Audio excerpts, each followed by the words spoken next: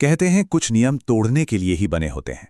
लेकिन क्या हो अगर कोई नियम तोड़ना मौत को सीधी दावत देना हो। आज हम एक ऐसी ही गांव की कहानी में उतरने वाले हैं जहां सूरज ढलते ही शाम 7 बजे के बाद जिंदगी के नियम बदल जाते हैं। तो कहानी की शुरुआत होती है एक बहुत ही सीधी लेकिन सच कहूं तो काफी डरावनी चेतावनी से। मनीष अपने दोस्त गौरव से कह रहा है, जो शहर से आया है, भाई संभल के रहना, ये जगह वैसी नहीं है जैसी दिखती है। वो उसे उस खतरे के बारे में बता रहा है जिसमें वो बस कदम रखने ही वाला है। तो चलिए सबसे पहले गांव के इसी अजीब से नियम को समझते हैं। आखिर ऐसा क्या है शाम के 7 बजे में कि उसके बाद सब कुछ, सचमुच सब कुछ बदल जाता है। अब देखिए, मनीष जो है वो दिल्ली में काम करता है और अपने दोस्त गौरव को लेकर उत्तराखंड में अपने गांव जा रहा है। गौरव शहर का लड़का है, पहाड़ों की खूबसूरती देखने आया है। बस एक ही शर्त है, शाम 7 बजे से पहले गांव पहुंचना है, क्योंकि इन पहाड़ी गांवों में ना कहते हैं कि अंधेरा होने के बाद कोई बाहर नहीं निकलता। अजीब अजीब सी पैरानॉर्मल घटनाएं होती हैं। गौरव के लिए ये सब नया था और उसे जल्द ही पता चलने वाला था कि इस खूबसूरती के पीछे कितना गहरा डर छिपा है। और जैसे ही वो गांव पहुंचते हैं, मनीष की माँ उनकी आरती उतारती हैं। क्यों? ताकि कोई बुरी आत्मा, कोई साया उनके साथ घर के अंदर ना आ जाए।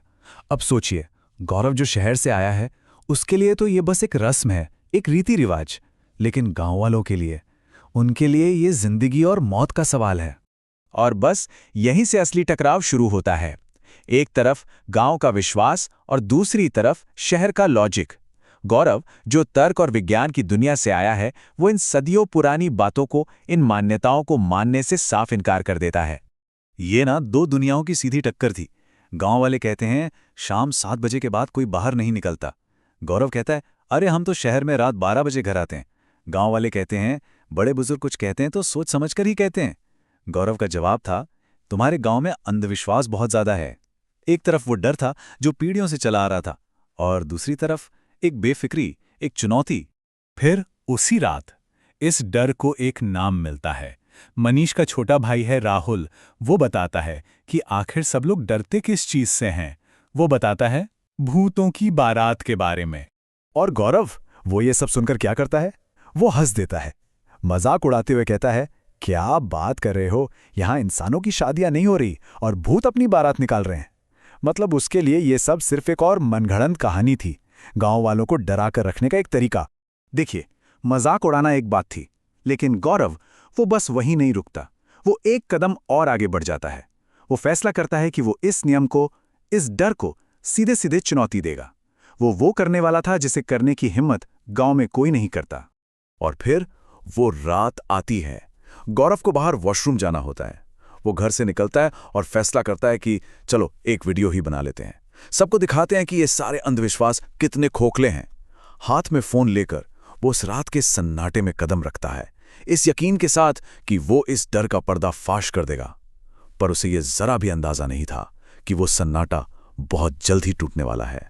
सबसे पहली चीज जो होती है, उसे अचानक पानी बहने की बहुत तेज आवाज सुनाई देती है।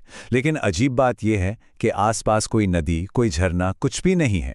वो सोचता है शायद मेरे कानों का वहम है और इस बात को नजरअंदाज कर देता है।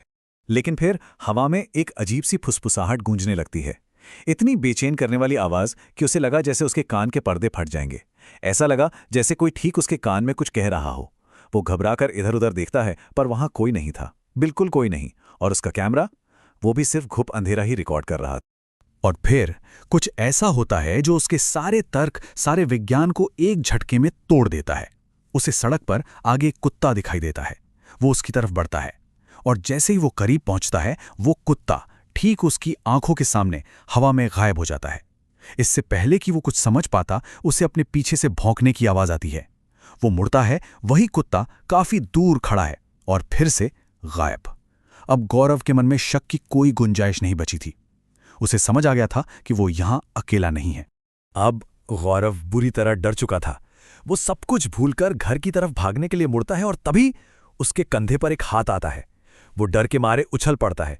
मुड़कर देखता है तो एक आदमी खड़ा है। देखने में तो बिल्कुल साधारण सा लग रहा था और वो उसे एक आखिरी सबसे बड़ी चेतावनी देता है। वो आदमी कहता है कि अभी थोड़ी देर में भूतों की बारात यहां से निकलेगी। अगर उन्होंने तुम्हें देख लिया तो तुम सुबह का सूरज नहीं देख पाओगे। वो आदमी वही भूतों की बारात वाली बात दोहराता है। गौरव हिम्मत करके उससे पूछता है कि वो कौन है, और बस जैसे ही वो ये सवाल करता है, उस आदमी के साथ कुछ बहुत भयानक होना शुरू हो जाता है। उस आदमी का चेहरा मोमबत्ती की तरह पिघलने लगता है, उसकी आंखें पूरी तरह सफ़ेद हो जाती हैं, और फिर वो अपनी ही हड्डियों को ऐसे मरोड़ता है जैसे वो रबर की बनी हो। अब गौरव की चुनौती, अंधविश्वास को गलत साबित करने की जिद, ये सब पीछे छूट गया था। अब ये सिर्फ जिंदा रहने की लड़ाई थी। गौरव अपनी जान बचाने के लिए भागता है और पास की झाड़ियों में छिप जाता है, और वहीं से कांपते हुए वो उसी चीज का गवाह बनने वाला था जिसका वो कुछ घंटे पहले मजाक उड़ा रहा था। झाड़ियों में छिपे हुए उसे शादी के बैंड बाजे की आवाज सुनाई देती है। एक पल के लिए उसे लगता है कि शायद वो लोग उसकी मदद कर सकते हैं, लेकिन तभी उसे राहुल की बात याद आ जाती है और वो रुक जाता है। उसे समझ आ जाता है, ये वही है, ये भूतों की बारात है, और ये कोई कहानी नहीं है, ये एक हकीकत है जो अब ठीक उसके सामने से गुजरने वाली है। लेकिन जो कुछ वो अपनी आंखों से देखता है वो किसी भी कहानी, किसी भी कल्पना से कहीं ज्यादा भयानक था। बाद में जो उसकी रिकॉर्डिंग मिली, उससे पता चलता है कि वो दिखने में कैसे थे। उनके चेहरों से मांस नोचा हुआ था, आंखें बाहर निकली हुई थीं, और पैर पूरी तरह से पीछे की तरफ मुड़े हुए थे, और हर एक चेहरे पर एक शैतानी मुस्कान थी। और फिर वो होता है जिसका उसे सबसे ज्यादा डर था। उन भूतिया आकृतियों में से एक का सिर उसकी तरफ घूमता है। उसकी आंखें सीधी गौरव की आंखों से मिलती हैं, और वो एक भयानक शैतानी मुस्कान देता है। उस एक पल में गौरव समझ जाता है कि उसे देख लिया गया है। अगली सुबह गौरव के उस अविश्वास की, उसकी उस चुनौती की बहुत ही भयानक कीमत सामने आती है। जब सुबह मनीष और उसके घरवाले उठते हैं तो गौरव घर पे नहीं होता। ढूंढने पर उसकी लाश पास के एक पेड़ से लटकी हुई मिलती है।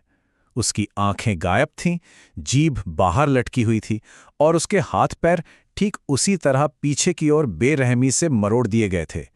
उसकी जेब में उसका फोन मिलता है जो अब भी रिकॉर्डिंग मोड पर था।